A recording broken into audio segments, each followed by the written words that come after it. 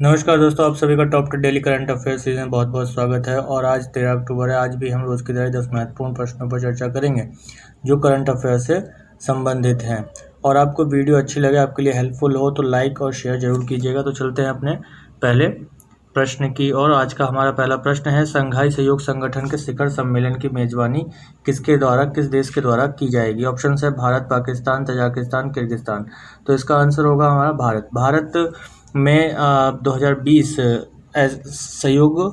संघाई सहयोग संगठन के शिखर सम्मेलन की मेज़बानी भारत द्वारा की जाएगी। भारत में इसका आयोजन किया जाएगा और ये आयोजन जो है 30 नवंबर को होगा। 30 नवंबर 2020 को इसका आयोजन भारत में किया जाएगा। भारत इसकी मेज़बानी करेगा। और भारत 2017 में संघाई सहयोग संगठन का सदस्य देश बना है। इसके साथ साथ पाकिस्तान भी 2017 में इसका सदस्य देश बना है। अभी वर्तमान में देखें तो 8 इसके सदस्य देश हैं संघाई सहयोग संगठन के। और इसमें जो आपको डार्क ग्रीन दिख रहा है ये पहले से ही इसके सदस्य देश हैं। Russia, Kazakhstan, Uzbekistan, Kyrgyzstan, Tajikistan, China. Pakistan और इंडिया बाद में इसके सदस्य देश बने हैं 2017 में। तो ये इसके सदस्य देश है। तो हमारे टोटल 8 सदस्य देश हैं। इसमें कितने हैं? 8 मेंबर्स कंट्रीज़ हैं किसमें? संघाई सहयोग संगठन में। इसके बाद अपने अगले प्रश्न पर चलते हैं। हमारा अगला प्रश्न है, ग्लोबल इनोवेशन इंडेक्स में भारत का स्थान कौन सा रहा है? ग्लोबल इनोवेशन इंडेक्स में भारत का स्थान कौन सा रहा है? तो इसमें ऑप्शंस हैं 52 व 48वां, 105वां, 57वां। तो इसका जो आंसर होगा हमारा 48वां स्थान रहा है ग्लोबल इनोवेशन इंडेक्स में भारत का स्थान कौन सा है? 48वां। जो ग्लोबल इनोवेशन इंडेक्स है या वर्ल्ड इंटेलेक्चुअल प्रॉपर्टी ऑर्गेनाइजेशन है या कहा जाए विश्व बौद्धिक संपदा संगठन है, इसने ग्लोबल इनोवेशन इंडेक्स इसने जारी किया। और इसमें पहली बार भारत को जो है शीर्ष 50 देशों में स्थान मिला है। और भारत मध्य और दक्षिण एशियाई देशों में पहले स्थान पर रहा है। और इस इंडेक्स में देखें तो भारत स्विट्ज़रलैंड पहले स्थान पर रहा है। भारत 48वें स्थान पर रहा है और स्विट्ज़रलैंड पहले स्थान पर इसने स्थान प्राप्त किया है। अगला प्रश्न है हमारा, केंद्रीय मंत्रिमंडल में जम्मू और कश्मीर की आधिकारिक भाषा के रूप में कौन सी भाषाओं को मंजूरी दी गई? ठीक है, अभी हाल ही में केंद्रीय मंत्रिमंडल ने जम्मू और कश्मीर की आधिकारिक भाषा के रूप में कौन सी भाषाओं को मंजूरी दी? तो हमारे ऑप्शन है हिंदी, डोगरी, कश्मीरी। तो ये तीनों ही भाषाओं को आधिकारिक भाषा के रूप में अभी मंजूरी दी गई है। इसके अलावा 2 और भाषाएं हैं जो आधिकारिक भाषाएं हैं यहाँ पर, उर्दू और अंग्रेजी। उर्दू और कौन सी?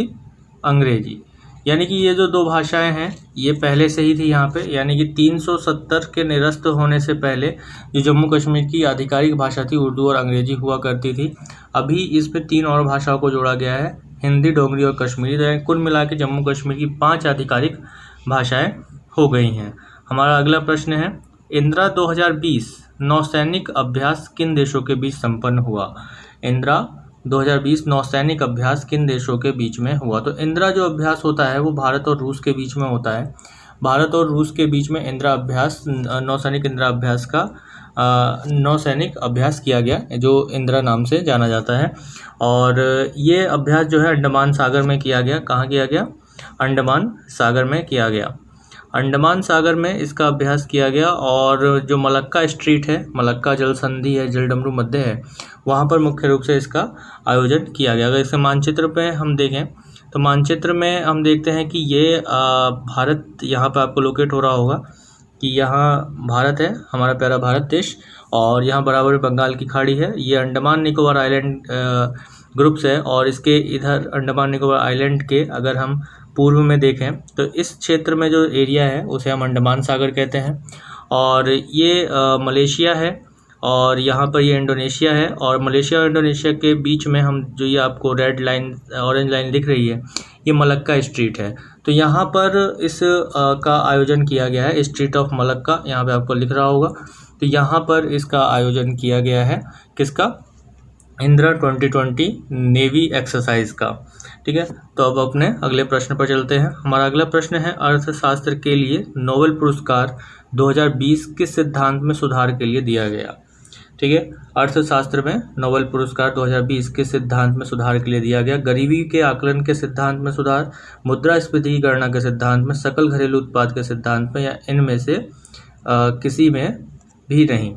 तो हमारा जो आंसर है वो ये है कि इनमें से किसी में भी ये नहीं दिया गया है।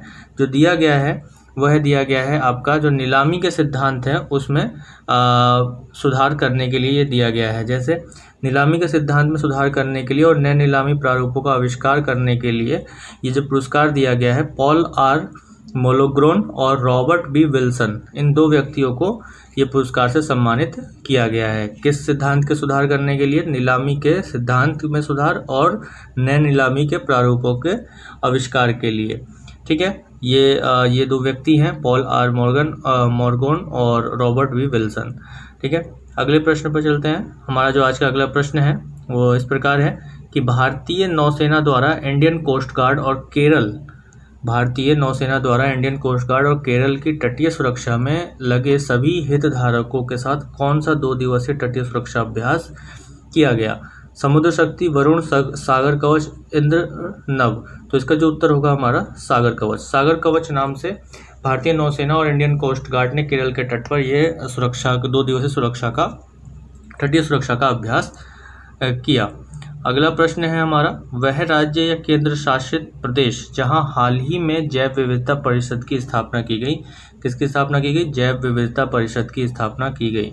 ठीक है, तो जम्मू कश्मीर, लद्दाख, नागालैंड, मिजोरम। ठीक है, तो इसका आंसर होगा जम्मू कश्मीर। जम्मू कश्मीर में अभी हाल ही में जैव विविधता परिषद की स्थापना की गई है, जो कि जैव विविधता संरक्षण के लिए और वहाँ पर जो भी पारिस्थितिकी रूप से सेंसिटिव परिस्थितियां हैं उनको संरक्षित करने के लिए और प्राकृतिक सौंदर्य को बनाए रखने के लिए इसको स्थापित किया गया है, जैव विविधता परिषद को। बायोडाइवर्सिटी काउंसिल की स्थापना कहाँ की गई है? अभी जम्मू कश्मीर की गई है। और यदि हम देखें तो राष्ट्रीय जैव विविधता प्राधिकरण, नेशनल बायोडाइवर्सिटी अथॉरिटी का जो हेडक्वार्टर है वो कहाँ है? वो चेन्नई में है। और चेन्नई किसी कैपिटल है? तमिलनाडु की कैपिटल है। और तमिलनाडु जो है दक्षिणतम राज्य है इंडिया का। नेक्स्ट क्वेश्चन पर आते हैं। हमारा अगला क्वेश्चन है, गहरे समुद्री क्षेत्र में खनिज खनन हेतु किस परियोजना को शुरू किया गया? किस परियोजना को शुरू किया गया? किस लिए? खनिज खनन के लिए गहरे समुद्र में। तो ऑप्शन है हमारे पास आशीर्वाद, समुद्रयान, हिंद खलन, इंद्रायण। तो इसका आंसर होगा हमारा समुद्रायन। जो समुद्रायन परियोजना है उसके द्वारा हम भारत गहरे समुद्र में खनिज खनन की योजना बना रहा है। इस परियोजना के अंतर्गत हम गहरे समुद्र में जो खनिज है, मिनरल्स हैं, उनका हम माइनिंग करने का प्रयास करेंगे और खोजेंगे कि कहाँ कहाँ पर ये चीज़ें हैं। ये राष्ट्रीय समुद्र प्रौद्योगिकी संस्थान जो भारत का है उसके द्वारा ये विकसित किया गया। जो दुर्लभ खनिज हैं हमारे, रेयर मिनरल्स हैं, उनकी उपस्थिति को खोजा जाएगा समुद्रयान के या समुद्रायन परियोजना के द्वारा। अगला प्रश्न है हमारा, नए संसद भवन का निर्माण किसके द्वारा किया जाएगा? नए संसद भवन का निर्माण किसके द्वारा? आपने अक्सर सुना होगा सेंट्रल विस्टा जो विकास परियोजना है उसका जो उद्देश्य है वो क्या है? उद्देश्य कि जो पार्लियामेंट नया बन रहा है उसका डिज़ाइन पूरा तैयार करना। और ये किसके अंडर आता है? सेंट्रल पब्लिक वर्क्स डिपार्टमेंट के अंदर आता है, यानी कि केंद्रीय लोक कार्य डिपार्टमेंट के अंतर्गत, PWD के अंतर्गत आता है। तो ऑप्शन है आपके पास L&T engineering and construction division, Tata project limited, Hindustan construction company, Shapoorji Pallonji and company limited. तो इसका जो आंसर होगा टाटा प्रोजेक्ट्स लिमिटेड है। टाटा प्रोजेक्ट लिमिटेड को जो है ये कॉन्ट्रैक्ट मिला है कि वो सेंट्रल विस्टा का पुनरुद्धार करे।